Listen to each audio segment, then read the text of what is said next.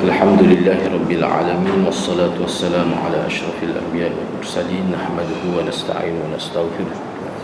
Fa in asdaqal hadith kitabullah wa khairal hadi hadi Muhammadin sallallahu alaihi wasallam. Wa syarrul umuri muhdatsatuha wa kullu muhdatsatin bid'ah wa kullu bid'atin dhalalah wa kullu dhalalatin finnar. قال رب اشرح لي صدري ويسر لي أمري واحلل عقدة من لساني يفقهوا قولي. Alhamdulillah, bersyukur kehadrat Allah Subhanahu wa taala kerana dapat bersama pada malam ini. InsyaAllah pada malam ini kita nak sambung perbincangan hadis yang ke-21 ini. Itu hadis berkaitan dengan Ka'ab bin Malik. Tiga orang sahabat lah, termasuk Ka'ab bin Malik, yang tertinggal dalam peperangan Tabuk. Dan insyaAllah pada malam ini kita nak selesaikan perbincangan berkaitan dengan istimbat atau kesimpulan dan pedoman yang kita boleh fahami daripada hadis yang ke-21 ini. Jadi kesimpulan yang ke-22, kesimpulan yang ke-24, kesimpulan yang ke-24, istihbab at-tabshir bil khair. Yang pada minggu lepas habis pada kesimpulan yang 23 lah. Malam ini kita sambung kesimpulan yang ke-24, istihbab at-tabshir bil khair. Mana dianggap sunat, yang boleh pahala lah. At-tabshir bil khair, mana kita sampaikan berita kebaikan kepada seseorang itu. Jadi hak tu boleh pahala. Jadi perkara ini kita boleh lihat dalam hadis ni bagaimana para sahabat radhiyallahu anhum bila turun wahyu daripada Allah Subhanahu wa taala, yang merupakan wahyu yang membersihkan sebagai menerima taubat, penerimaan taubat oleh Allah untuk tiga orang sahabat Nabi, Ka'ab bin Malik dan dua orang lagi yang lebih senior daripada beliau.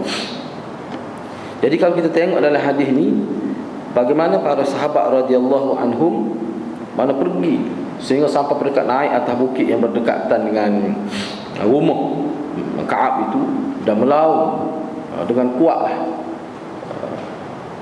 memberitahu kepada masyarakat. Dan secara khususnya ada pula sahabat yang pergi sehingga cepatnya pergi naik kuda macam tak sabar dah nak sampaikan berita gembira kepada Ka'ab dan dua orang lagi sahabat yang lain itu.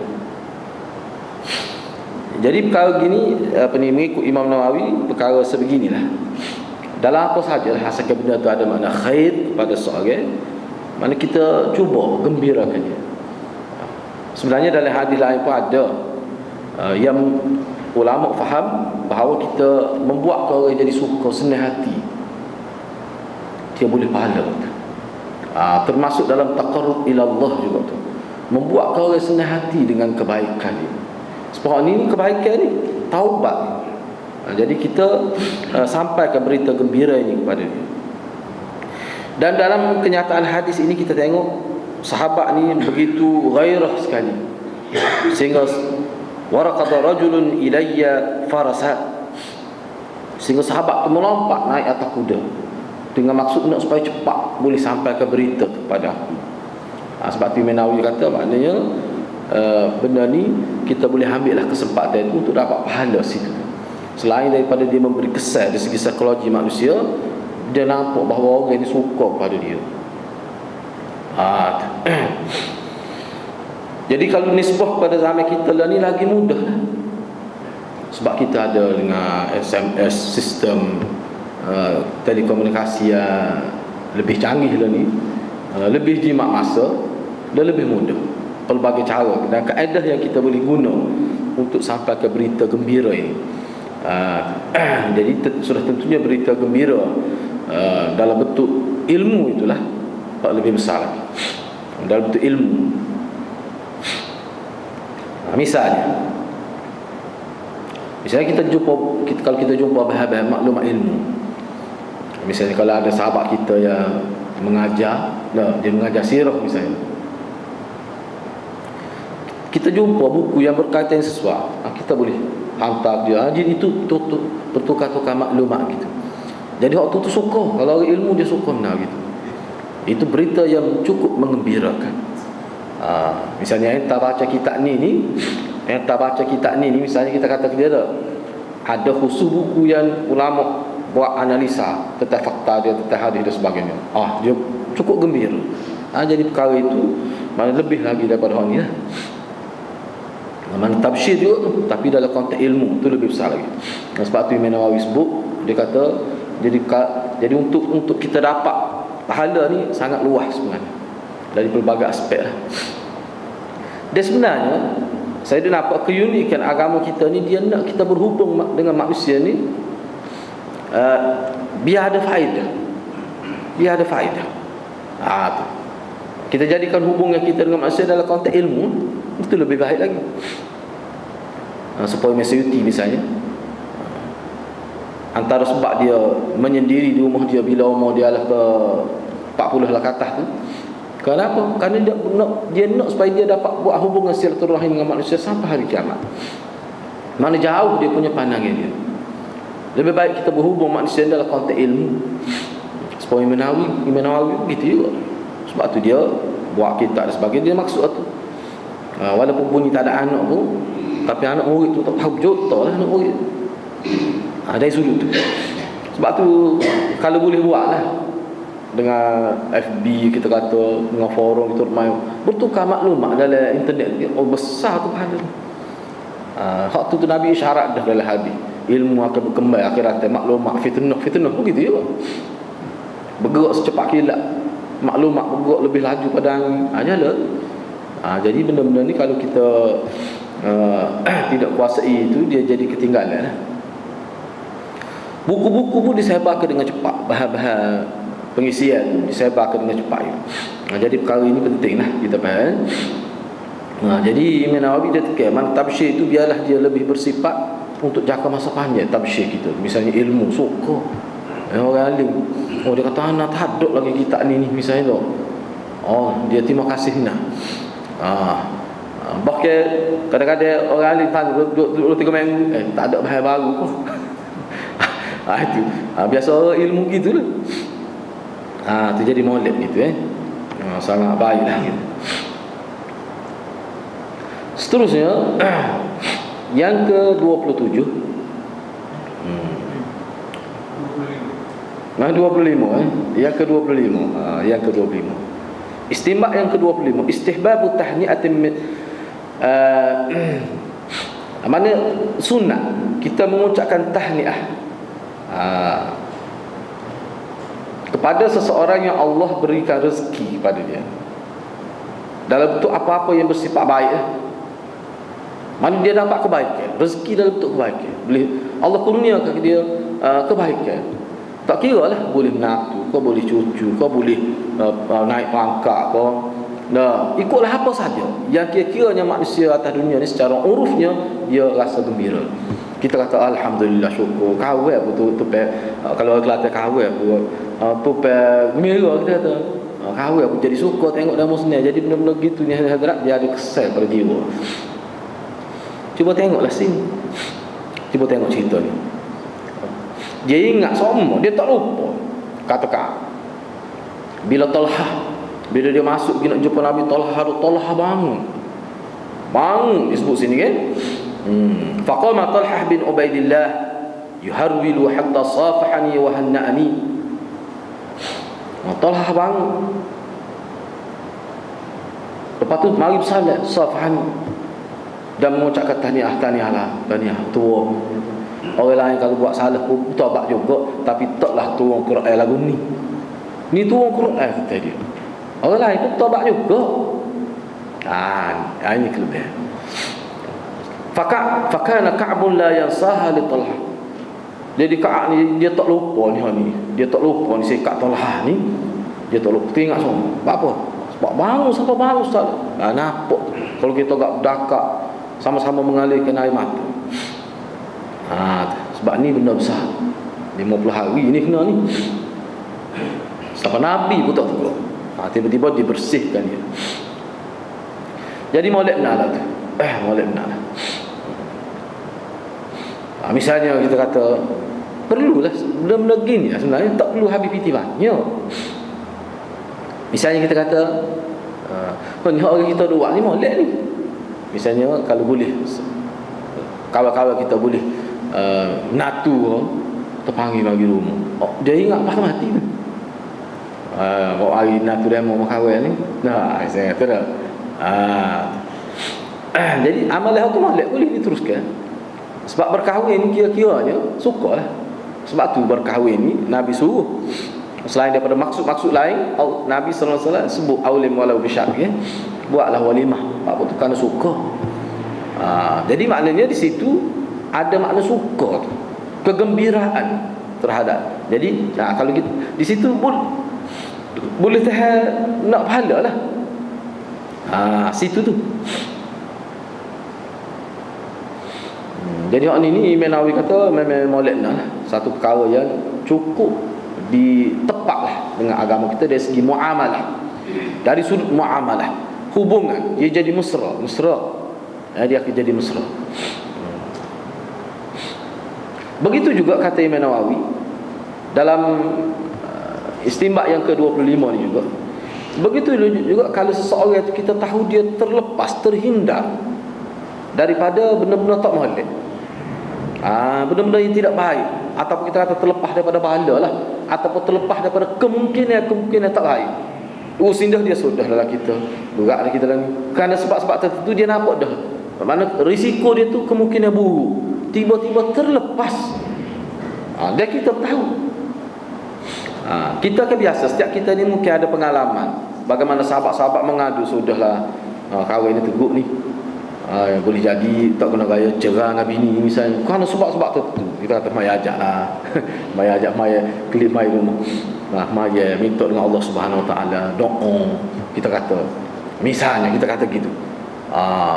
Tiba-tiba alhamdulillah pandang yang kita bui tip-tip pada dia, misalnya katakanlah dia boleh sesat, dia mai royak kita pula gini-gini, kita kata alhamdulillah.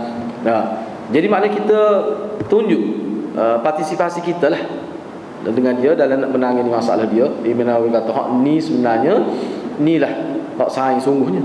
Ni ialah sohbah berkawan dalam Islam yang dikenal kira ni lah. Jangan kita baik dengan orang ni ketika senang saja. Kita juga kena baik dengan orang ni ketika susah, sebagai rakan yang menyelesaikan masalah dia. Ni. Sebab dalam setengah-setengah riwayat memang sahabat-sahabat ni kini duduk berdoa, sahabat ni lelaki Ka'ab bin Malik ni duduk berdoa supaya cepatlah Allah SWT buat keputusan terima taubat Ka'ab bin Malik. Seterusnya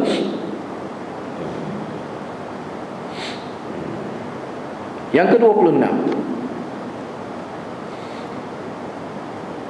dianggap sunat mana buat tu boleh pahala atas nama syariat, iaitu ikramul mubashir, mana kita memuliakan orang yang menyampaikan berita gembira kepada kita dengan kita beri sesuatu kepada dia dan sebagainya.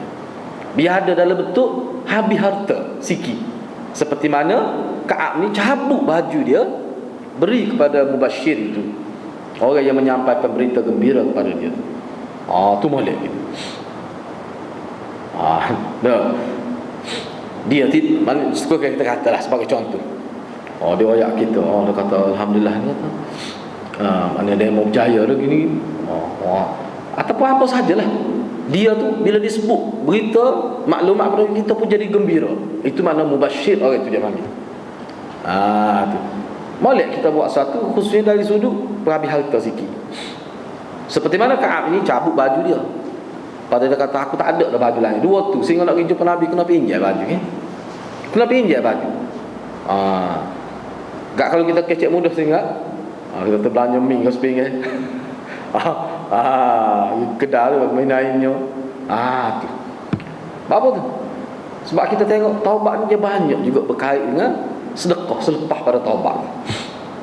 Habis harta sebagai tanda bukti bahawa kita ni benar dalam taubat kita ni. Dia gitulah, tanda gembira. Boleh. Ini yang dia disebut oleh Imam Nawawi lah, dia syarah hadis. Yang ke-27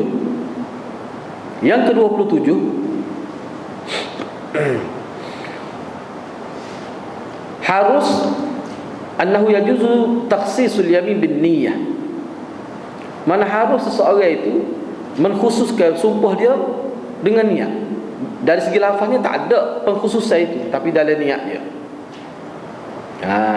Tapi dalam hati dia niat. Misalnya apabila seseorang bersumpah tidak ada harta bagi dia, demi Allah tak ada harta lain. Seperti mana kata sini, bila dia beri baju kepada Mubashir, itu orang yang menyampaikan berita gembira bahawa dia telah diampun, taubat dia telah diterima oleh Allah, mana dia bersih daripada dosa, tidak pergi perang tu. Dia pun kata wallahi ma amliku ghairahuma yauma idzin, demi Allah aku ni tak ada dah harta lain selain daripada baju tu. Sedangkan bawah tu kata tu nak sedekah tanah nak pula tu. Jadi macam mana tak ada harta tu? Tak ada harta lain selain pada baju tu je ada.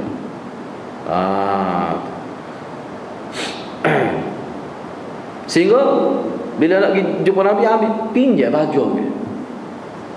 Dan dia sebut sini, sebut umum tu tak ada dah harta lain selain pada dua baju tu. Bukan Imam Nawawi kata bukan bermakna tak ada dah baju lain selain pada dua baju tu. Jadi dari segi lafaz dia ni tak ada dah harta lain selain pada baju tu. Mana seolah-olah harta dia hanya baju tu saja. Sedangkan kita tengok dalam kenyataan bawah itu, selepas pada tu ada harta tu dalam bentuk tanah. Jadi sampai bersumpah wallahi ma amliku ghairahuma. Ghairahuma yauma idzin. Maknanya hak ni walaupun dia kata begitu, tetapi niat dia tu tidaklah dalam pengkhusus. Walaupun kata gitu, apakah kita boleh faham Ka'ab bin Malik kata memang dia tak ada harta lain, itu saja harta, tak ada rumah, tak ada tanah. Apakah mungkin boleh dipaham begitulah dari segi lafaz, tapi niat dalam dia dah. Takkan kita nak kata Ka'ab belawak, takkan kita nak kata Ka'ab ni bohong dah. Mana kita mengkhususkan bila kita kata bersumpah tu, kalau kita kata tak ada tu, maksud dia nya baju sahaja ataupun orang lain lah, tapi dia tidak maksud tanah, sebab tanah dia ada. Mana kita khususkan sumpah tu, mana berlawan dengan lafaz tu, benda tu pengkhususan tu berlaku dalam diri dia, tak ada siapa tahu. Lafaz ni tak ada nampak gitu. Jadi dia kata tak ada dah harta lain, maksudnya harta tu dia khususkan dengan baju, bukan dengan tanah, bukan dengan harta lain. Jadi pengkhususan itu pada lafaz ke tidak? Pada niat. Boleh begitu, boleh. Sebab dia ada lagi harta lain. Ni di segi fiqh lah ni. Sebab tu kalau dalam kitab ni, Kunuz ni, dia ada khusus pula bab fiqhul hadis. Dia bincang khusus pula tu. Cuba kalau kita tengok dalam syarah Imam Nawawi ni, dia pakai sebut selalu dalam bab istinbat, boleh begitu. Misalnya Imam Nawawi mari contoh lain. Misalnya seseorang tu dia bersumpah, wallah, dia kata misalnya, demi Allah saya tidak mahu makan. Jadi hak dia maksud tidak mahu makan tu, maksud dari hati dia nya roti je. Misalnya, boleh ke tidak? Dia kata dia bersumpah, ni kata kenyataan Imam Nawawi lah. Misalnya wa idza halafa, yani syakhsun la ya'kulu wa nawalahu wa nawa khubzan lam yahnuth bil lahmi wat tamri wa sa'iril ma'kul. Misalnya seorang itu bersumpah dia tidak mahu makan, dia sebut umum gitu, dia tidak mahu makan, saya demi Allah saya tidak mahu makan. Tetapi semasa dia sebut itu dalam hati dia niatnya dia tidak mahu makan tu roti.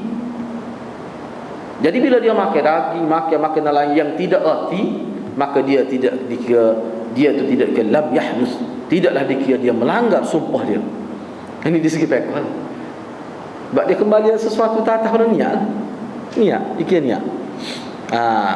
Sebab tu kan dalam kih gini, dalam kih sumpah kih gapo ni, kalau pergi cerah dengan apa ni, ta'liq ke gapo, benda dia tanya masa awak 10 tahun niat cerah apa? Awak niat dia tanya niat. Di situlah seseorang itu kalau dia boleh bohong, dia kata saya maksud gini, walaupun masa dia sebut tu dia maksud lain, maka dia berdosa dengan Allah SWT. Tu hakim akan memutuskan berdasar pada kenyataan zahir dia. Cuma hak ni dalam konteks antara dia dengan Allah Subhanahu Wa Taala, maka dia tidak dikira melanggar sumpah dia. Tu. Dan hakim kena terima lah, bahawa dia bila dia maksud begitu, maka dia tu mana tidak dikira melanggar sumpah, dan dia tidak dikenakan apa-apa denda dalam agama. Sebab sumpah ni, langgar sumpah ni kena denda, tak boleh main-main. Okey, baik. Begitu juga kata Imam Nawawi, seseorang kalau dia bersumpah tidak mahu bercakap dengan Zaid, misalnya dia kata saya bersumpah saya tidak akan bercakap dengan Zaid. Wa nawa kalama, maksud, tetapi dalam hati dia, dalam dhamir dia maksudkan dengan kalam tertentu. Tak saya cakap tu dalam bab gapo, dia niat gitu. Misalnya kita kata sebagai contoh lah, kita kata dalam bab fiqh dia kecek, dia tak puas hati dengan Zaid sebab Zaid ni boleh jadi ada lah, tak kena kata aku tak kecek sama dengan Zaid. Maksud dia dalam bidang tu, bab politik ke, sebab sama kalau bab politik dia jadi beraya betul mata lalu. Misalnya dia berkata aku tak kecek sama dengan Zaid. Maknanya dalam bab politik, sebab kawan ni tidak berlapis dada, boleh jadi maksud gitu lah. Tapi bab lain tak apa. Bab ada setengah manusia ni dia tak boleh dalam bidang-bidang tertentu. Bidang lain tak apa. Ada juga maksudnya. Setengah orang tu politik tak apa, terbuka, tapi dalam hal ni tak boleh. Menyentuh keluarga dia tak boleh. Kalau melibatkan orang tegar dia tak boleh. Ada hadir-hadiran orang jual nasi ni nak ayatnya baik dia, tapi kalau orang kritik masuk ke dia mengalir air mata, dia nak marah, dia jauh sangat. Siapa mak saya kata bak lain tak apa, dia kayak apa, dia kata bak lain kalau bak masuk ke dia, kalau tak siap tak usah beli, jangan nak kata apa. Ada manusia jenis gitu. Siapa dia mengalir air mata? Ada manusia jenis gitu. Pelik semua manusia ni. Engkau kenal lah. Jadi mak saya kata hak lain tak apa, dia kayak orang dia bak masuk dia tak boleh, sebab dia tu susah dia masuk dia tu. Kalau tak sedap tak usah beli, jangan kata apa. Jadi sebab ada sebut kata Allah kerah lagi ni masuk ke tak. Marah dia. Hak lain tak apa, dia tahu ni tak boleh. Pelik. Tak tahulah jiwa manusia gitu, ada je lagu tu. Jadi kalau lagu tu kita kata kita tak sekecek sama dengan dia, maksudnya dalam bab masa nak kritik, bab lain tak apa. Tu walaupun dia tak sebut pada lafaz, tapi kalau dia niat tak sekecek tu dalam maksud kalam yang berkait dengan bab masa misalnya, tak apa. Bila dia kecek kalau tu bab fashion baju ke bab kereta ke, dia tidak dikira melanggar sumpah. Itu maksud Imam Nawawi. Ini dia panggil taksis bin niyah. Kita mengkhususkan sumpah kita dengan niat. Maknanya orang tak tahu, kita yang tahu. Sebab pada lafaz sumpah kita tu tidak ada jelas pengkhususan itu. Gitu maksud dia. Sini dia huruf panjang kan, cuma saya rekah kan. Gitu maksud dia. Imam Nawawi menyebutkan lagi, dia kata perkara ini sebenarnya kenyataan dia kata dalam aliran Syafi'i kita lah, semua terima kenyataan ini, bahagian ini muttafaq alaihi inda ashabina. Mana ashab tokoh-tokoh Syafi'i terima, kata Imam Nawawi hal ini. Jadi maknanya adalah aliran lain yang tidak terima. Jadi istidlal tokoh-tokoh Syafi'i bahawa boleh taksis bin niyah itu, taksis bin niyah itu dalil pada hadis itu. Bila Ka'ab bin Malik kata demi Allah dia tidak ada dah harta selain pada 2 baju ni. Jadi maksud dia tu maknanya harta dalam bentuk baju jugalah. Harta lain dia tidak kata dia tak ada. Dia tidak bermaksud ke dia hanya ada harta baju ni yang dia ada, tak ada hal lain. Bukan bermaksud dia nak menyebut bahawa semata-mata itu saja harta dia. Tak. Sebab selepas tu dia nak sedekah tanah pula. Nabi kata jangan sedekah semua, tinggal sebahagian untuk keluarga dan sebagainya. Dia kata sebenarnya saya ada dah. Saya kata nak sedekah harta saya tu ada dah, saya simpan untuk hak tidak sedekah tu. Jadi makna dalam lafaz kita tu bila kita sebut secara umum, maknanya kita tidak boleh faham secara umum, maknanya umum secara mutlak, umum secara mutlak tidak. Gitu. Misalnya sebagai contoh, ini pernah berlaku satu kes ini bahaya juga dah. Seseorang mari tanya kita hukum satu bentuk perniagaan. Kita pun ayat kaedah ni kita ayat secara umum. Dia kaedah tu bila dia nak tatbik pada kes secara juz'i, dia kena tengok banyak perkara. Tiba-tiba dia guna nama kita. Dia kata ustaz tu kata tak apa. Kejut kita. Dia tanya masalah dia tak ayat jenis nego. Dia kata kalau buat lagu nego lagu ni lagu mana? Secara umum kita kata kalau nego gini, kalau tidak ada gharak kita ayatlah kaedah gini-gini. Kita ayatlah kaedah gini-gini. Apa dia pun dia ayat kata boleh. Dia guna nama kita misalnya. Lepas tu bila kita tahu, kita mahu kita kata entah tanya soalan secara umum, Hana pun jawab satu kaedah umum. Jadi bila kita nak tatbik pada satu bentuk perniagaan yang khusus, dia tu kena bincang suku pula tu masalah juz'i dah tu. Dia kaedah ni dia ada hukum umum, kaedah umum dalam prinsip perniagaan. Dia ada tu. Jadi hak tu asasnya gitu. Lepas tu kena tengoklah pula. Jadi tak boleh lah mai tu nyanyi aku tu pekoh lagu tu. Mai dia ambil umum, boleh. Hak ni nego ni atas nama ni. Kena tengok pula. Tak boleh gitu. Ini kaedah dia gitu. Jadi benda secara umum tu, bila benda secara umum, biasanya benda umum ni dia akan menimbulkan tidak puas hati. Tidak puas hati tu yang kena tanya. Biasanya kaedah dia, biasanya kalau benda khusus tu dia lebih jelas mana kita puas hati ni maksud dia. Kalau benda umum tak puas hati, sebab tu dia kena tanya. Ni orang panggil kenyataan secara umum. Sebab tu dalam kita belajar ni ini kenyataan secara umumnya gitu. Apa maksudnya? Maknanya tidak detail, tidak menjurus pada masalah secara khusus, tak secara spesifik, tidak. Jadi kita kena klasifikasi gitu. Bahaya. Kadang-kadang boleh timbul fitnah pada orang yang mengajar. Ni kalau sekiranya hadirin ni, pendengar audio ni, dia tidak mana dia tak faham oleh. Boleh jadi rosak pula situ. Misalnya saya pernah sebut sebelum ni, malah sebut nama lah. Ada seorang ustaz tu memang terkenal lah dia pun alim. Jadi soalannya tanya ketika dia dengar, jadi ngajar pekoh. Tapi belum timbul fitnah, macam-macam lah kata dia. Boleh ke ustaz sekiranya kita ni seorang itu semaya dia sakit pinggang. Jadi bila dia sakit pinggang tu tidak memungkinkan dia sujud rapat dahi dia, boleh ke dia lapik batal? Itu soalan. Ustaz tu kata, maka boleh lapik. Dah sakit pinggang. Sebab nak buat gitu takut jadi tak ada nak menampung kekuatan tulang belakang. Jadi kalau lapik tu boleh tahan di dahi tu, boleh itu dahi tak apa. Memang ada pun begitu. Bila dia dengar gitu, dia kata ustaz ni jahil. Sebab dia kata ada dalam kitab sebut, ada ulama lain ngajar, dia sebut dalam kitab, ayat dalam kitab saja, mana kalau kita sakit, kita tak boleh nak sujud, kita sujud setakat boleh. Tak ada sebut dalam kitab tu lapik bantal. Dia kata jahil ustaz ni, tak boleh dia ngajar ustaz ni. Dia tanya saya lah, dia kata sebenarnya dia jawab tu dia respon pada soalan. Kalau awak tanya begini, perlukah? Mestikah kita lapik batal kalau kita sakit? Dia kata tak perlu. Sebab tu dia tengok juga tu. Ni cuba tengok dalam internet kan, setengah-setengah mana pengkuliah tu dia guna pendekatan tu. Dia jawab dasar pada hak orang tanya. Sebab kalau kita buka luar lagi boleh jadi orang yang tanya tu dia tak mampu nak faham. Pecah-pecah. Dan dia tanya, boleh ke tak lapik batal? Memang boleh pun. Tapi kalau tak lapik pun boleh. Tapi dia tak tanya tu. Dia tanya khusus sebab dia kata, tiba-tiba jadinya buruk nama ustaz ni. Macam-macam kata. Akhir sekali jumpa saya dia tanya, benar-benar gitulah. Benar-benar gitu. Boleh jadi kerana jahil lah, sebab dia tak tahu banyak masalah. Jadi ustaz tu pun jawab secara umum gitu ya. Dan dia berdasar pada soalan. Jadi ustaz ni pun jawab betul-betul ikut soalan semua. Format biasa semua. Jadilah gitu. Jadi kita kena beringatlah. Benda-benda gitu, kalau tidak jadi kita memburuk ya guru ni, dosa. Tak boleh. Kena beringat-ingat. Jadi kalau mengikut Imam Ghazali, Imam Nawawi, dalam konteks ni lah, dia kata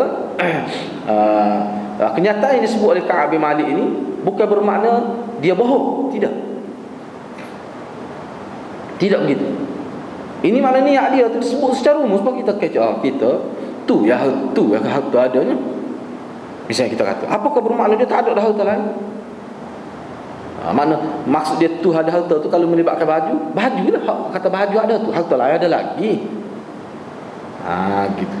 Jadi maknanya, sebab itulah kalau kita belajar ilmu mantik, dia kata sebenarnya bila seseorang tu buat kenyataan begitu, mana tak boleh, tidak dibenarkan sebenarnya kita buat keputusan di atas apa yang dia tidak sebut. Contohnya misalnya biasa kalau kenyataan ahli-ahli politik biasa kan, ahli politik ni nak ingat ke dia kecek. Misalnya dia buat kenyataan begini, kadang-kadang nampak tidak tegas lah, nampak begitu. Jadi kita tak, sebenarnya tidak boleh kita buat kesimpulan bila disebut gini. Kalau dia tak sebut tu kita buat keputusan di atas dia sebut, maknanya dia ni faham gini. Tak boleh. Kalau ikut dalam pengajian ilmu mantik tak boleh. Kalau kita kena hukum berdasar pada lafaz dia tu. Tu. Khususnya dalam bab-bab yang menyebabkan boleh jadi terfitnah. Ini dalam mantik sudah mantik setelah disesuaikan dengan agama. Misalnya Abdul Rahman Ibnu Haban Nakah tu, dalam kitab mantik tu dia ada sebut dalam benda gitu. Bila kamu nak bercakap dengan orang, antara sifat amanah kamu, jangan kamu mudah buat kesimpulan, buat keputusan terhadap bukan kata-kata orang, bukan daripada lafaz kata-kata dia. Dia sebut gini, walaupun kita nampak maknanya kita boleh agak maknanya bila dia sebut gini, mana tak kena lah sebab apa. Boleh jadi dia dengar, bila disebut gini akan jadi maksud dia jadi gini. Maksud jadi gini tu kita faham. Apakah dia maksud begitu di atas kata-kata dia? Kita tak boleh buat keputusan kecuali kita tanya dia, bila awak kenyataan begini, apakah bermaksud begini? Untuk kita buat keputusan. Sebab kita buat keputusan bukan berdasar pada apa yang dia sebut, tu salah. Tak boleh begitu. Ni kalau kita sebut gini, kalau dalam bab politik orang kata payah, tak kena bagi jalan begini. Payah. Memang gitu sebenarnya. Memang begitu. Kalau kita baca buku mantik Syekh Haban Nakah, Abdul Rahman Haban Nakah ini memang selari dengan hadis-hadis. Jangan kita ulah kenyataan yang dia tidak sebut. Apa yang dia sebut, lepas tu kita nak faham lagu lain, lepas tu kita nak hukum di atas apa yang kita faham. Untuk dia tak kena gitu. Mana mantik Islam. Tak boleh. Jadi hak inilah kenyataan daripada Imam Abu Hanifah yang menyebutkan kamu kalau sekiranya kenyataan seseorang itu kamu tak jelas, kamu tidak boleh buat keluar hukum. Itu jelas kaedah tu. Lepas tu kalau kamu sibuk jangan rajin sangat nak menghukum dia, kamu kena tanyalah dia, panggil dia. Apa maksud tuan kata begini? Sebabnya saya boleh faham gini-gini. Dia kata saya tidak maksud begitu. Sebab kata-kata manusia kadang-kadang tidak boleh menampung banyak makna. Kata-kata manusia. Hak inilah kalau kita belajar hadis, salah satu amanah dianya, kalau Nabi sebut begitu jangan ubah. Sebab apa tu? Bahaya tu. Lafaz tadi. Nabi sebut gini-gini. Nadarallahu mar'an idza sami'a maqalati idza sami'a maqalati wa yuballighu kama sami'a. Seseorang bila dengar kata-kata aku, kata-kata tu maksud dia tahu sama ada hadis qauli ke hadis fi'li, dia cerita gitu, dia buat gitulah, dia amal gitulah, dia tak ubah sikit apa. Orang lagu ni amanah dia ni di hari akhirat muka dia berseri-seri. Allah beri seri pada muka dia. Duduk di tengah pada masa nampak cerah muka dia. Sebab apa? Amanah dia dalam jaga hadis aku. Jaga ni bukan bermakna sebut saja, amal seperti yang Nabi sebut. Dia amal serupa, tak ubah. Khusus dalam bab ibadat. Itu maksudnya. Jadi apa yang disebut oleh Abdul Rahman Haban Nakah itu selagi. Kita pun gitulah. Jangan kita nak ulah tak terkalu kata-kata orang. Dia tak sebut dalam lafaz dia, tak sebut. Sebenarnya dalam mahkamah pun, apakah kamu sebut begini? Saya tak sebut. Saya tak sebut begini. Ini utusan sebut dia. Misalnya tu, mana kita tahu ini berita, ni akhbar lah dia sebut ni. Misalnya tu, saya tak sebut begini. Sudahlah, beratlah dalam mahkamah, tak boleh. Walaupun hakim berkuasa kata-kata gini boleh dipahami, itu suku, itu bab lain. Kena ingat. Itu salah satu termasuk dalam orang yang amanah. Kalau tidak boleh jadi kita berdusta. Itulah sebenarnya maksud Nabi. Seseorang itu boleh dah kita nak kata dia dusta setiap kali dia dengar dia royak kat orang lain. Royak tu dia cerita pada orang tu. Cerita tu macam-macam lah cerita tu. Salah satu ulama sebutnya bila dia cerita tu kadang-kadang dia akan jadi lain. Dia akan jadi berubah dia. Berubah salafah sudah rasa lah. Tinggallah. Tak ada lah. Hak benda tak ni jadi muli. Nah, tu kalafah sikit ya. Sebab tu kalau kita perhati ulama-ulama hadis bila dia tidak jelas lafaz dia akan mari syak perawi. Dia mari selalu. Saya tak ingat. Jangan gini atau gini. Tu dia mari selalu. Dia waswah kalimah ni. Sebab kalimah ni dia ada makna. Kadang-kadang makna tu dari satu sudut sama tapi dari sudut lain dia tidak sama. Jadi orang yang reti bahasa dia boleh nilai pada kalimah tu. Sebab tu dia tak boleh. Dia tak boleh. Dia kena jaga betul. Inilah jadi perkara begini perlu kita fahamlah. Jadi hak disebut oleh Imam Nawawi maknanya niat dia. Jangan kita buat keputusan di atas selain daripada kata-kata dia. Kata-kata dia tu gitu je. Cuma kebimbangan tu dalam hadis lain janganlah kita bercakap benda-benda yang boleh mengelirukan. Tak boleh apa. Nabi suruh elok tu khususnya dalam bab-bab besar, bab akidah dan sebagainya tak boleh. Barang kena jelas. Sebab tu kalau melibatkan hukum di mahkamah jelas benar. Kalau bab rumah tangga bab itu jelas malu kat orang. Tanya, susuk tanya. Khusus kalau bab zina dan sebagainya terpaksa tanya. Memang kena tanya. Sebab nak suruh kena dengan tarikh. Jadi benda-benda gitu. Kita apa lah. Kata Imam Nawawi lagi, selepas daripada kenyataan Ka'ab tu dia ada sebut pula. Malah dalam masa yang sama. Dia kata, misalnya sini falamma jalastu baina yaday qultu ya Rasulullah inna min taubati an akhli'a min mali sadaqatan ila Allah wa rasulih. Bila mana saya duduk di hadapan Nabi sallallahu alaihi wasallam, kata Ka'ab, saya katalah kepada Rasulullah, antara tanda saya nak supaya taubat saya ni ada tanda, oleh kerana taubat saya telah diterima, saya nak sedekah harta saya kepada Allah dan Rasul. Disebut gitu. Lalu Rasulullah sallallahu alaihi wasallam jawab, amsik alaika ba'da malik fahuwa khairul lak. Nabi kata jangan beri semua, jangan sedekah semua. Tinggalkan sebahagian, itu lebih baik untuk engkau. Tu. Tapi dari setengah sahabat Abu Bakar dan sebagainya nak beri semua pun Nabi terima. Tu pula ni. Tapi setengah sahabat Nabi kata, ni Nabi melihat keadaan, melihat orang, melihat keperluan, melihat keluarga dia. Sebab keluarga Abu Bakar ni hadir dah. Keluarga Abu Bakar semasa Abu Bakar hijrah bersama Nabi tu, keluarga dia tak hijrah seorang pun. Dan Sayyidina Abu Bakar disebut tu dalam riwayat tu tak tinggal apa harta. Tak tinggal apa harta. Sehingga ada orang tua yang disebut situ, orang tua tu kira mertua dia lah. Kita tanya anak dia Asma tu, ayahmu ni duk gigi ikut Muhammad tu. Masa tu disebut tok tua dia tu tidak Islam lah. Ada disebut gitu. Pergi sana tu tinggal harta.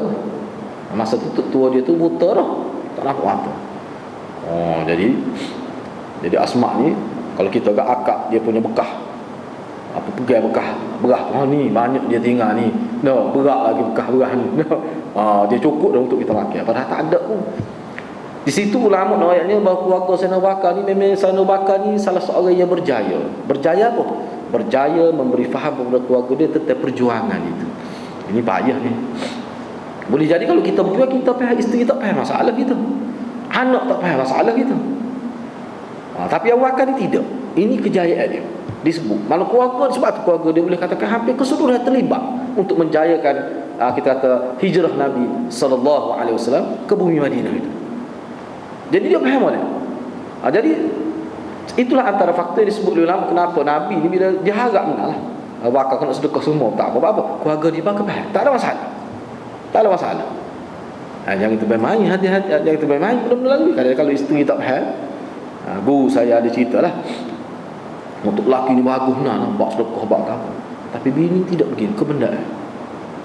Sehingga ada berlaku kalau pergi rumah dia, kalau nak tupai mandi ke, misalnya sebagai contoh secara umum saya sebut, nak ayahnya masalah tu, untuk lelaki jangan kira lah faham, sanggup habis harta. Tapi isterinya kadang-kadang untuk lelaki, suami ni letak, kita kata kain tuala baru untuk tamu, lepas mata je gitu kabuh lama. Enggak. Jadi kan mengamati ada yang pasal tak sedap tak boleh mari dah dia. Suami ni tak tahu. Tapi oleh kerana tetamu ni cerdik, dia tak layak takut balas pula. Tapi kan ilipah dah gitu. Ada je lagu tu. Berat tu. Sebab tu kita kena sensitif nak lagu. Tak boleh. Sebab apa kalau benda tu boleh jadi retak rumah tangga orang. Saya nak bakal tidak dalam kitab. Memang keluarga dia semua dia faham.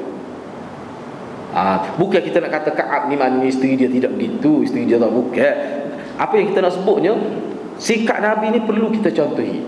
Sikap Nabi ni, maknanya bila seseorang itu baik, sayang kita tu baik, bukan bermakna isteri dia, tidak bermakna isteri dia pun begitu juga. Maknanya kita kena cerdik dalam bertindak. Kena fikir, kita ni kena fikir.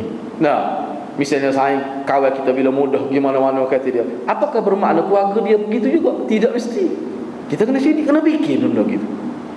Kita kena fikir. Orang di samping dia fikir lagu tu sebenarnya kita ikut sunnah Nabi, semua Nabi. Dia fikir belakang. Sebab nak jadi maulid, dia kena semua faham. Jadi kalau tak faham, kadar mana yang kita boleh guna yang jadi tidak rasa suasana itu. Ni payah. Ini bijak bertindak Nabi sallallahu alaihi wasallam. Dia nak ajar kita kena fikir. Kita tak apa. Kita lebih rentu tak apa. Kok kita biasa dah ni. Tapi orang lain kadang-kadang tak boleh. Benda tu kita kena fikir. Sebab kita inilah mana hak kita boleh ambil. Ini untuk hidup. Bagaimana Nabi mengajar kita agama Islam ni, dia bawa oleh Nabi ni. Nabi bukan sekadar ajar ibadat gitu saja, tidak. Dia mengajar cara hidup dia betul. Biar harmoni. Bila kita kata hidup, bukan kita sahaja hidup ni. Semua tu yang berkait sekeliling kita kehidupan tu berlaku. Jadi kena ingat. Sebab itulah benda ni. Sebab tu Nabi kata gitu. Sebab tu dalam kitab-kitab disebut kenapa Nabi kata tinggal sebagai harta tu. Pertama sekali selain daripada untuk jaga manfaat keluarga, mana kemungkinan sanak saudara tu, isteri ke mertua ke, dia tak boleh faham. Jangan hati-hati, ini saya ada pengalaman. Saya ada pengalaman. Pengalaman ni walaupun tak kena, kita cuma dalam gerak ke Islam lah. Gerak ke Islam. Dia tim kita, usrah kita ni faham lah. Kalau nak gimana tak apa, ambil kereta saya, tak payah duduk sewa lah. Kalau sewa ada 100 riyal ke 2 hari 200. Pergi dengan van dia lagi. Sekali dua tak apa. Kali ketiga. Jadi si isteri ni dia hantarlah mesej-mesej. Kata-kata dia yang kita boleh faham. Dia tak apa suka lah gitu. Tapi suami dia suruh sama setiap sebut kata Allah. Saya ada 3 buah kata. Tapi kita boleh faham mana isteri dia tak apa suka lah. Mana isteri dia nak, kalau boleh, kalau mengun ni guna suami dia, mengun pihak orang lain pula. Jadi kita kena faham lah benda-benda gitu. Kalau tidak dia jadi masalah keluarga dia. Maknanya isteri dia tu belum sampai ke tahap tu lah. Suami dia tak apa. Sebab dia kata kita nak sedekah, nak duit tak ada dah. Faham suami dia tu. Jadi benda-benda gitu kita kena ingat. Ni benda yang kita kata benda takdirat, benda yang andaian ulama. Ni dalam tindakan Nabi. Walaupun kita kata sebut sini, biasanya ulama sebut Nabi suruh supaya jangan sedekah semua tu, tinggal sebahagian tu sesuai dengan hadis-hadis lain lah. Jangan keluarga merempak dan sebagainya selepas. Kita tidak tahu ekonomi kita selepas ni macam mana. Waktu ni ketika kita ada duit banyak, kita nak sedekah, kena fikir juga. Ada juga gitu. Jadi fikir benda gitu masih lagi berada dalam lingkungan orang tidak panggil keduniaan. Itulah betul. Merancang untuk kebaikan keluarga akan datang, simpan sebagai harta. Tapi Sayyidina Abu Bakar ni dia peringkat lain. Sayyidina Abu Bakar ni peringkat lain. Begitu. Okey, berkait dengan istimbat, kesimpulan yang ke-27 ni. Dalam kenyataan Ka'ab ini dia kata, bila Nabi sebut gitu, Nabi sarankan kepada dia supaya janganlah sedekah semuanya, simpan sebahagian. Jawab Ka'ab, dia kata, amsik sahmi alladhi bi Khaybar. Sebenarnya saya sudah simpan harta saya yang berada di Khaybar. Jadi hak saya kata nak sedekah tu tak masuk di Khaybar. Jadi dari sudut fiqhnya Imam Nawawi faham, bila Ka'ab sebut secara umum saya nak sedekah harta saya, dia tidak kata mana sebut secara umum, itu bukan bermakna semua. Jangan pula kita betul-betul faham, kelata kata betul faham pesodek gitu. Kata mana pula tak boleh gitu. Jadi sebab Nabi pun faham apa Nabi bimbang. Seolah Nabi kata nak sedekah semua apa. Dia kata saya akan sedekah sebagai bukti taubat saya akan sedekah harta saya. Nabi faham. Daripada pertanyaan Nabi tu, Nabi nampak macam nak sedekah semua. Nabi kata tinggal sebahagian. Rupanya Ka'ab ni masa dia sebut tu memang dia, dalam hati dia niat dah bahawa dia tidak nak beri semua harta dia. Misalnya kalau kita kata kalau benar perjuangan Islam kalau benar terik ni perjuangan Islam, saya nak sedekah harta saya. Jangan kita faham semua tadi. Dalam hati dia mungkin ada kata semua tu, ada kata harta dia tu secara umum dia sebut tu, dalam hati dia tak termasuk tapak rumah dia, tak termasuk tu dah. Tak termasuk dengan kebun dia. Dia maksudnya harta tu mungkin 2 keping tanah dia ke, nak khairat untuk buat gitu. Inilah yang berlaku pada Ka'ab. Jadi benda tu tidak dikira dusta. Kata nak sedekah, apakah kita boleh faham semua? Tak boleh, kata Imam Nawawi. Jadi apa yang ada dalam niat kita tu, dengan lafaz kita tu, kita dengan Allah yang tahu. Jadi kalau kita nak sumpah gitu pun mana tidak menjadi masalah. Sebab taksis bin niat lagi ni. Mengikut Imam Nawawi, taksis bin niat. Dia khusus dah bila dia sebut nak sedekah harta dia tu, dalam niat dia, dalam sanubari dia ada dah harta dia tinggal. Jadi bila Nabi kata tinggallah sebahagian, ada dah sebenarnya. Walaupun saya sebut harta saya nampak macam semua, tapi sebenarnya sebahagian. Khususnya harta di Khaybar tu saya sudah simpan dah untuk kegunaan keluarga saya. Begitu maksudnya. Istinbat yang ke-28, jawazul ariyah. Mana haruslah. Mana kita tidak ariyah sini bukan mana telanjang, mana harus tak pecah baju. Memang tak ada baju, pakai seluar kita tu ataupun kain. Depan orang lain boleh gitu tu. Asalkan tidak membuka aurat lah. Supaya kita tidur dengan sayang-sayang kita, kita tak pakai baju, tak apa lagi tu. Tak apa lagi gitu, boleh lagi. Bukan bermakna benda tu molek. Molek benar lah lagu tu molek. Kita tidak maksud gitu. Tidak maksud gitu. Tapi boleh pecah baju. Mana laki lah, ini laki. Jadi gitu. Yang ke-29, ni kenyataan ni istinbat-istinbat yang kecil, halus-halus ni, halus kecil-kecil ni. Mana harus kita pinjam baju untuk pakai. Sebab Ka'ab pinjam, mana dia akan hantar balik ni sebab dia pinjam. Dia bukan minta percuma ni, pinjam baju. Jadi pinjam harta orang ni boleh. Ini antara boleh. Minta izin lah maksudnya. Yang ke-30,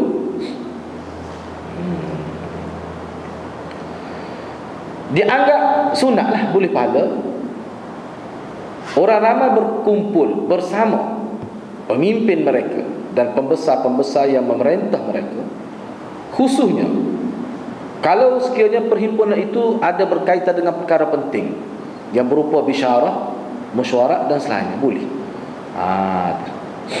dengan pemimpin itu. Jadi maknanya ijtima' itu dia kena ada, tak boleh, mana tidak boleh. Pemimpin ni sibuk, walau bagaimana sibuk sekalipun dia kena ada bersama rakyat. Setahun sekali dia kena ada. Gitu. Dia kena ada. Kalau tak ada lah, maknanya yang kita sebut istilah pemimpin tidak turun pada tu. Kalau dia jadi pemimpin lah, dia kena ada. Sebab ini boleh kata sifat Nabi lagi. Jadi waktu tu bukan saja-saja boleh pahala tu. Ini Imam Nawawi nak ayatnya boleh pahala. Sebab ini termasuk sunnah Nabi. Termasuk sunnah Nabi. Yang ke-31,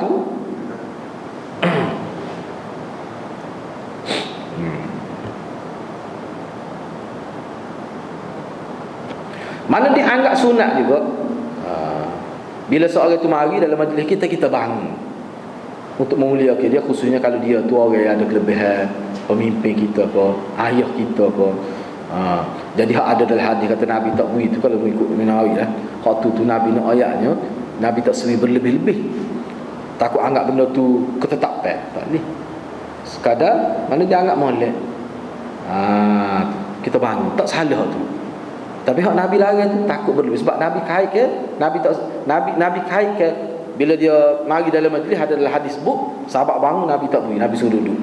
Nabi kata jangan layak aku seperti mana pupuk Nasara tu, Yahudi layak pemimpin dia.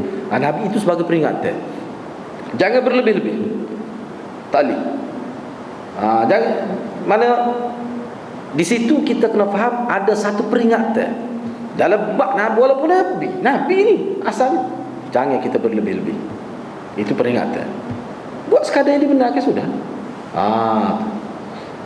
Sahabat yang faham ni kenyataan Nabi ni, walaupun Nabi tidak benar ke, bangun misalnya dengan maksud supaya takut dibimbang, melebihkan Nabi ni seperti pokok Nasara, pokok Yahudi melebihkan pemimpin ni. Nabi tidak mau gitu. Tetapi sahabat mati dalam peperangan bela Islam. Tu seimbang. Apakah kita maknanya bila-bila kita buat kadang-kadang benar sekali ni berlaku khilaf di segi nilai kaedah untuk kita menghormati Nabi. Sini memang anda tengok sekarang ni berlaku kaedah kaifiat tu bercanggah.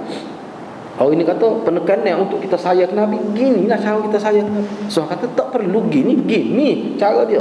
Tengok sahabat Nabi, walaupun dia tidak buat gini-gini kaedah-kaedah tertentu yang biasa dibuat, tapi dia sanggup mati dalam peperangan, sanggup mempertahankan Nabi. Kenapa jiwa sampai peringkat mati dalam perang itu sanggup? Maknanya dia faham saya kepada Nabi ni adalah ittiba', ikut yang Nabi buat. Ikut yang Nabi buat. Tumpu pada hal tu. Jangan kita kreatif sangat dalam bab-bab Nabi tak buat ni. Kita tumpu pada hal tu maksudnya. Nampaknya Imam Nawawi memang dia tekan gitu. Tu sebenarnya. Jadi boleh lah.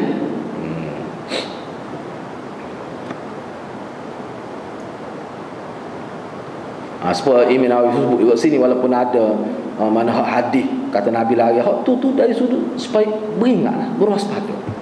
Jangan lebih-lebih. Semata-mata bangun seperti mana dilakukan oleh Talhah. Duduk malam Nabi tak bangun, dia bangun. Nabi tak kata apa. Bila Ka'ab mari, Talhah tu bersama Nabi, duduk dekat Nabi, indah dekat Nabi. Dia pun bangun salat peluk. Siapa luar tidak seperti orang lain sekadar pasal dia bangun. Siapa Ka'ab kata dia tak lupa. Perawi ni kata Ka'ab tak lupa tu Talhah bagaimana. Nampak sangat dia sukanya bila tu ayat Quran membersihkan tiga orang sahabat. Nabi ada. Nabi tak lari. Jadi hak lari dulu sebab tu dia kata tidak bercanggah. Dalam kiki gini khususnya dalam kiki. Tengoklah keadaan tu. Bukan suruh buat semua gitu. Tapi maknanya sekarang buat tu tak boleh kita nak kata bid'ah. Tak boleh. Seterusnya, kesimpulan yang ke-32, istihbabul musafahah inda talaqi wa hiya sunnatun bila khilaf. Kata ini kenyataan Imam Nawawi berdasar pada ini, kata bersalam ini ketika bertemu ini dia adalah sunnah tanpa khilaf. Kita jumpa kita salam. Tapi dalam riwayat lain wallahu alam, setakat yang saya tahu lah, benda ni kecil sangat ni, cuma kita sebutnya hak zahir. Sebab saya pernah tanya guru saya, kata bagaimana bentuk Nabi bersalam. Jadi guru saya sebut setakat dia tahu Nabi guna sebelah tangan. Salam. Tapi tak boleh kedua, boleh.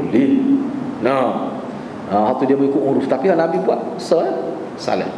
Ada disebut gitu. Wallahu alam lah. Tapi kita rasa kalau dua pun tak ada masalah. Tapi salam. Patut hak lain hak dekat agama tu dah. Hak tu pun boleh juga. Benda-benda gini, benda yang tidaklah kata perlu halus-halus sangat kita bincang tu sebenarnya. Benda-benda kecil ni jangan kita main lah ni. Kau tengok dalam internet ni buat-buat juga. Kena beringat juga tu. Jadi salat semata-mata musafahah itu ketika bertemu itu, kata Imam Nawawi sini sunnatun bila khilaf. Kata Imam Nawawi lah. Saya pun tidak cek kalau ada kenyataan-kenyataan lain yang bercanggah tu. Boleh tengoklah. Tapi mengikut Imam Nawawi ini sunnah tanpa khilaf dia. Kenyataan Imam Nawawi lah. Sebab saya di setakat yang kita belajar lah, kita dah tengok benda-benda gini dia lebih bersifat benda urfi. Benda urfi. Tapi kalau siung mulut tak ada. Siung mulut memang tak ada. Atau tak ada. Sebab tu kalau ada satu hadis dalam kitab Abu Daud yang menunjukkan ada berlaku siung mulut tu, hak tu kita tersangat ragu hadis tu. Siung mulut sama jatuh. Jadi saya tanya guru saya, dia kata dia cukup gusar lah hadis tu. Sebab nampak saya tak munasabah. Tidak munasabah. Kita sebab kita tengok dari segi tidak munasabah. Ada yang tidak kena ingat lah, sebab benda ni bila kita tengok dari segi tak ada sokongan satu ya hadis, lepas tu ada pula diamal oleh kelompok besar pokok sesat dia, itu benda yang menjadi perhatian kita lah. Benda jadi perhatian kita. Kita pun terkejut, ada kalau dah budak aku. No. Tak apalah tu ya.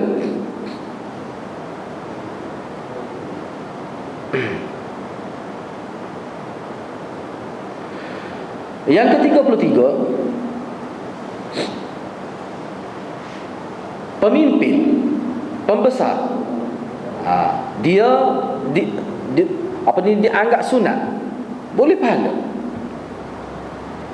Dia melakukan sesuatu yang boleh menyenangkan pengikut-pengikut dia. Ataupun orang-orang yang berada di sekeliling yang membantu dalam perjuangan dia, dia boleh buat. Itu memang sunat, itu memang jelas lah. Dalam hadis lain ada juga istimewa gitu. Sebab Nabi sini, Nabi sebut, cuba tengok Nabi sebut ni kan. Nabi kata kepada Ka'ab, cuba tengok tu. Qala Ka'ab falamma sallamtu ala Rasulillah wa huwa yabruq wajhuhu min as-surur. Nabi kata kepada dia. Nabi kata, ketika Nabi kata ni, Ka'ab kata, aku tengok wajah Nabi berseri-seri, wajah terlalu gembira. Ketika itu dia sebut, absyir bi khairi yaumin marra alaik mudh waladatka ummuk. Terimalah berita gembira pada hari ini, pada hari yang engkau laluinya. Ini hari-hari yang engkau lalui, 50 hari lah kena berat ni. Terimalah berita gembira. Itu 50 hari itu bukan berita gembira, sedih. Terimalah berita gembira semenjak ibu engkau melahirkan engkau. Maknanya Nabi letak mana ini, kira-kiranya yang paling gembira lah. Terimalah berita gembira ini. Jadi Nabi sebut pada dia gitu, benda yang agak-agaknya kalau kita tengok dari segi bahasanya, makna Nabi memberi satu gambaran pada dia yang menyenangkan dia, semacam tahniah lah juga. Kemudian Ka'ab bertanya, apakah kenyataan pengampunan dosa ini daripada engkau semata-mata ataupun daripada Allah? Dia tanya gitu. Nabi kata daripada Allah Subhanahu Wa Taala. Gitulah maksudnya. Jadi benar-benar ucapan kadang-kadang, sebab itulah ulama kata kita puji manusia ni perlu, kita puji manusia perlu. Kita sebut pada penghargaan perlu. Jangan dekat, walaupun dalam hadis sebut Nabi tak puji juga kadang-kadang, takut berlebih-lebih. Puji ni kadang-kadang dia ada, sebab tu dalam balaghah puji tapi dengan makna keji. Ada juga. Puji, misalnya seorang tidak layak kita puji lebih-lebih, itu dikira keji tu. Ni dia buat sesuatu kita puji pada-pada, jangan lebih-lebih. Sebab kalau puji lebih tak boleh pahala. Kalau puji dengan ikhlas, dengan maksud untuk targhib, untuk memberi motivasi supaya dia lebih semangat lagi selepas ni untuk buat benda baik, dengan sekadar itu saja, maka puji itu puji secara sunnah. Puji itu kita boleh pahala. Seterusnya, yang ke-34,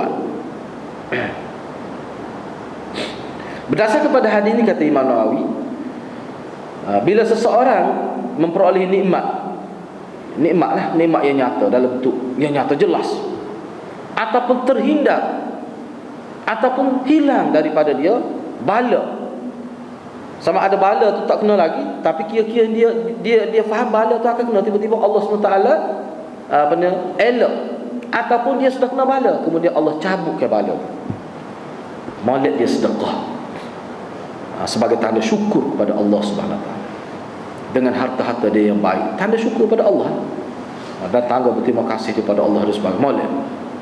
Seperti mana dilakukan oleh Ka'ab, mana ajaran Nabi. Dalam hadis ada sebutkan, bila kita boleh anak, kita masa kita cukur orang buat anak, kita timbang sedekah. Apa? Suka boleh anak ni, suka syukur rezeki tu. Tu cara orang kita buat.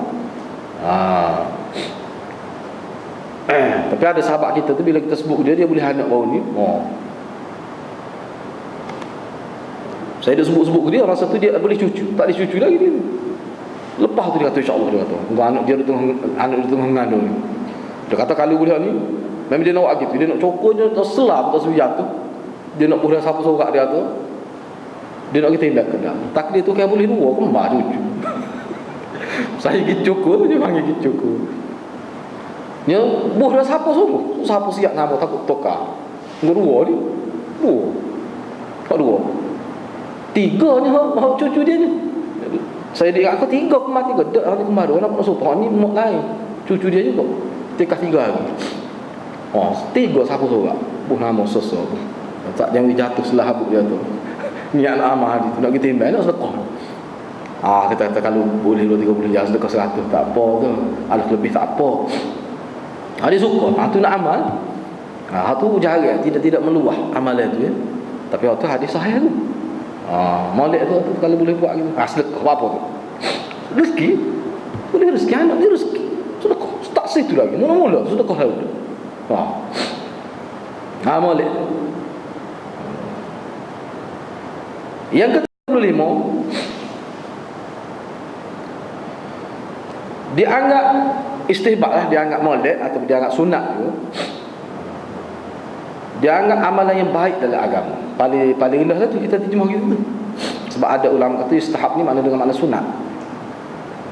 Bagi sesiapa yang rasa dia tidak boleh sabar, hati dia tidak tenang kalau dia sedekah semua ataupun sedekah dalam jumlah yang banyak, tapi dia nak sedekah, macam mana? Seseorang tu dia nak sedekah, tetapi dia paling tahulah keadaan diri dia. Sedekah tu memang dia nak dah, sudah keputusan dia dah. Tetapi dia berasa gusar kalau dia sedekah banyak, takut berlaku klik di rumah tu teringat, takut rasa gitu, ataupun bini tanya, banyak tamu kita. Kalau dibimbangi berlaku lagu tu, yang terbaiknya dia jangan sedekah semua harta dia. Jangan sedekah dalam jumlah yang banyak. Benda tu akan jadi makruh kalau hati tu rasa tak senang pula. Sebab sedekah ni dia jadi tenang hati. Tiba-tiba sedekah jadi tenang, jangan wis sebanyak tu. Kurang sikit. Makna perlu latihan lagi. Sedekah sehingga hilang keluh kesah. Nak siapa tahap Abu Bakar ni payah lah.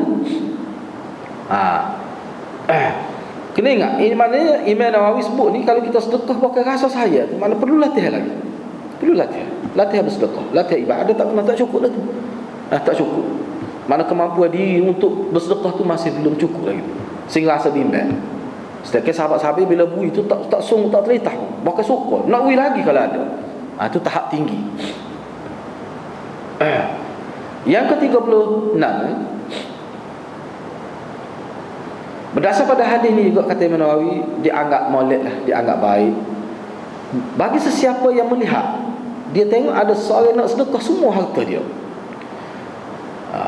dan dia tengok dia kata orang ni terlalu gairah sangat. Kadang-kadang bila kira orang kuat dah duk mengajar duk tukar buat sedekah kelik tu, kau habis harta. Kita pun tengok tak leh dia ni tidak sampai tahap tu lagi ni, kita pun bimbang, takut selepas sedekah tu menyesal pula. Dalam keadaan tu kalau kita yakin dia tu tak sampai ke tahap sedekah sebanyak itu ataupun nak sedekah semua harta,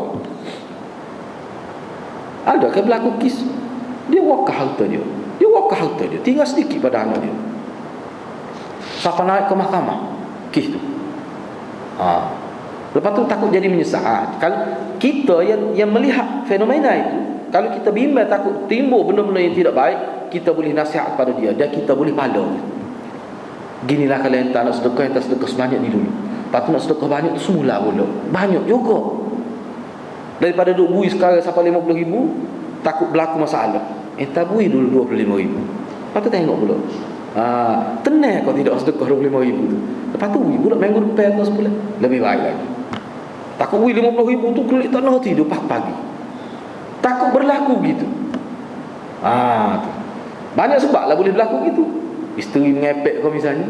Lepas tu klik ke bau tu yang Allah dia kata, adalah hutang ayah dia tak bayar lagi misalnya. PT wih habis tu. Sedangkan benda tu kalau kita wih sebab ini lepas tu wih ke datang pula. Tak apa. Tu maknanya kadang-kadang kita lebih tahu kata entah nak sedekah ni mak entah tak pergi Mekah lagi. Mak entah sesat urus haji mak entah dulu. Misalnya. Lebih baik. Kecewa hati seorang ibu, dia tengok anak dia ni dermawan tapi tak lihat dia pergi Mekah misalnya. Ibu bapa kecil hati. Jadi kita nasihat pada dia. Sebab Islam ni memang dia begitu. Ada orang yang perlu kita kena jaga hati dia. Nak sedekah sebab tu dah banyak hadis Nabi kata sedekah pada keluarga itu. Hatu dulu sesat. Takut apa? Tak hati. Boleh jadi putus hubungan keluarga. Yang tu memang benar-benar gini. Kena jaga. Yang terakhir.